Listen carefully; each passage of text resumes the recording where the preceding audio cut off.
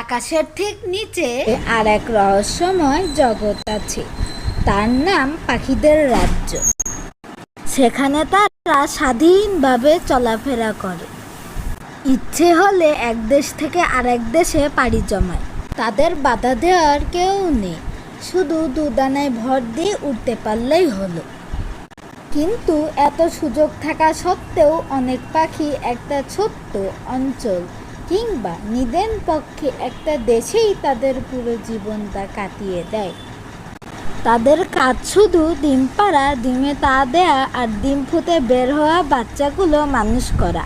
এছাড়া বাকি সময়টুকু তারা পারিবারিক খুনসুটি করে কাটিয়ে দেয়। নিজেদের অঞ্চল ছেড়ে একটু বের হওয়া কিংবা নতুন দেশ দেখতে যাওয়ার ইচ্ছা তাদের মধ্যে দেখা যায় না। অথচ ইউরোপের শীত প্রধান দেশ ছেড়ে পরিযায়ী পাখিরা বাংলাদেশে ছুটে আসে।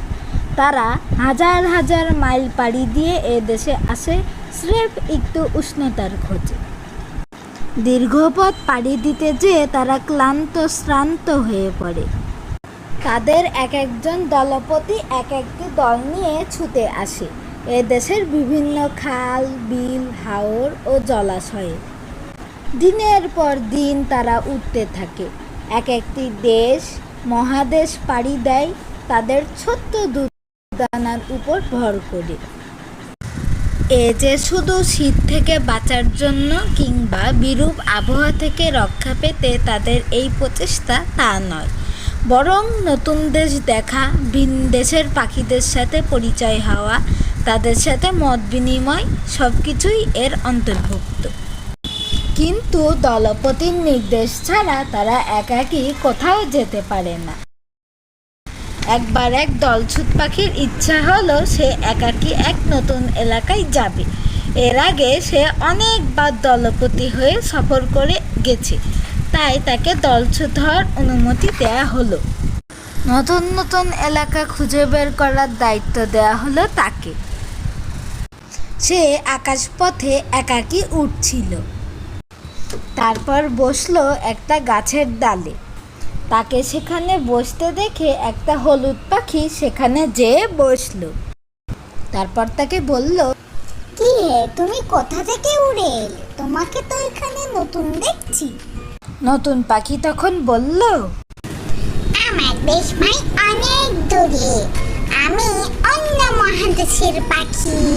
তার কথা শুনে দেশি পাখি তখন বলল, তা তুমি এতটা পথ উড়ে এসেছো, তোমার ডানায় ব্যথা হয়নি? দেশি পাখির কথা শুনে মোটেও অবাক হলো না নতুন পাখি। সে বলল, তোমাদের মতো ঘরে বসে থাকা পাখি তো আমরা না। আমাদের বাবা মায়েরা ছোট থেকেই আমাদের উড়তে শিখিয়েছে। দেশি পাখি বলল, আমাদের বাবা মায়েরাও উঠতে শিখিয়েছে, না হলে আমরা উঠছি কি করে? আমরা তো আর আকাশ থেকে পড়িনি। নতুন পাখি বলল, তা শিখেছ ঠিকই, কিন্তু একটু দেরিতে। তুমি কথাটা ঠিক বলনি। আসলে আমরা জন্ম থেকেই দুর্বল আর তোমরা সবল, সেজন্যই তোমরা পারো আর আমরা পারি না। নতুন পাখি বলল, তোমার সাথে তর্ক করে লাভ নেই।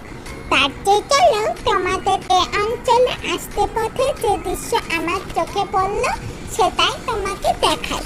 দুই পাখি তখন উড়ে চলল।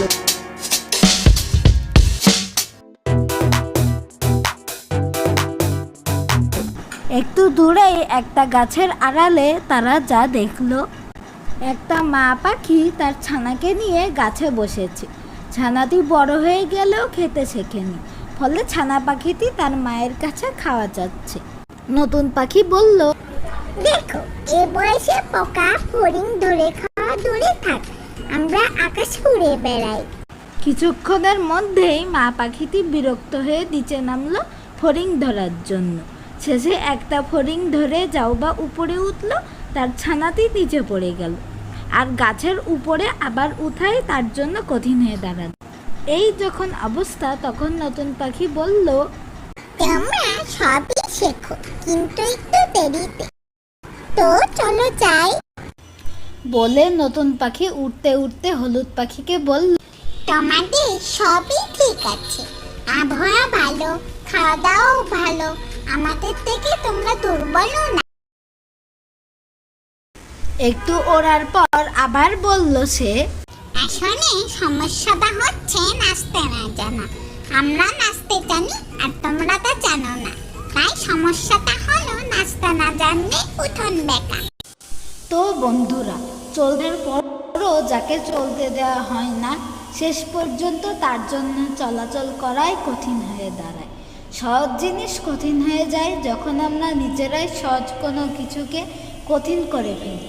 এসো আমরা সহজকে সহজ করে নিতে শিখি। বন্ধুরা, ভালো লাগলে সাবস্ক্রাইব করে দিও।